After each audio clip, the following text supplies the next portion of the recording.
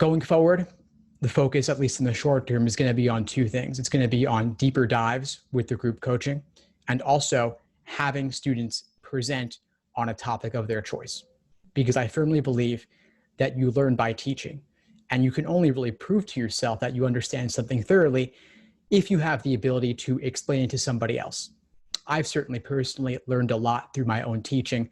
I've been teaching the LSAT since 2005, and I was not nearly as knowledgeable about it back then as I am now. As I've been growing and changing along the way. And I found honestly that my understanding really scaled up when I started the LSAT blog back in 2008, because then I wasn't just working only with my one-on-one students in person in New York City. Obviously, there was a certain limit in the number of people I could work with in person.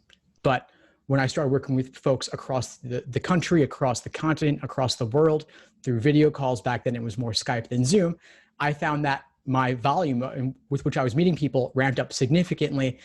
And then I had to learn about things like how to use a whiteboard or how to deal with LSAC policy changes for international students, which normally would not really have been a pressing topic of interest to me working with those in New York City. And then students who were more experienced, who were a bit farther along in the process, they would just email me. Even if we weren't working together one-on-one, they would email me to ask really nuanced questions.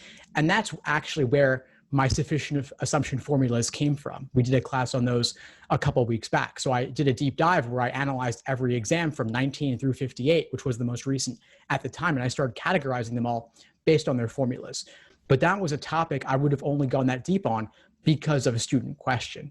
So that's kind of just where I'm coming from, a place to play from with the presentations, with the teaching. So I've asked a handful of students to present this evening. Many of them will. If you ever want to present, just let me know and I'll add you to the agenda for an upcoming group coaching call.